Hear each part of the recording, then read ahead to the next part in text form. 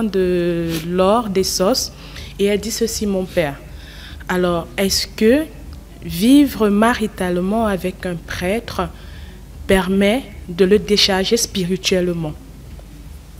Alors on va faire un distinguo parce que les téléspectateurs doivent être édifiés pour que l'or puisse bien avoir une réponse.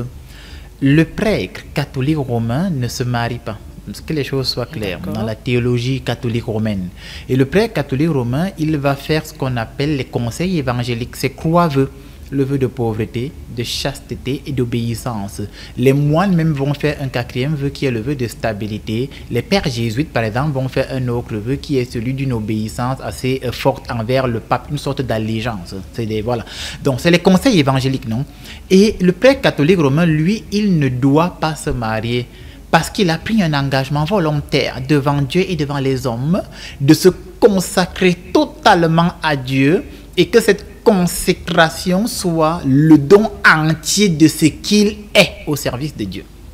Maintenant, le prêtre orthodoxe comme nous, par exemple, nous gardons la tradition de l'Église qui consiste en ce que le prêtre peut très bien agir dans la vie sacerdotale sans que cela soit en contradiction avec une vie maritale. Le prêtre orthodoxe peut se marier, et à partir de ce moment, ça fait une distinction entre le catholicisme romain et l'orthodoxie en général. Si le prêtre là a fait vœu de célibat, ça veut dire qu'il a prononcé parmi les trois conseils évangéliques le célibat consacré, la chasteté consacrée. À partir de ce moment, il n'y a pas de débat, il fait mal.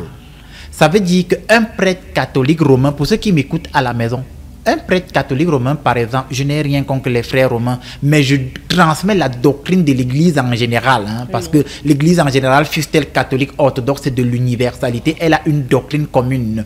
Un prêtre qui a fait vœu de chasteté, donc de célibat consacré devant Dieu et devant les hommes, et qui se lève, s'en va doter une femme et épouse une femme, il fait mal. Il n'y a pas de débat.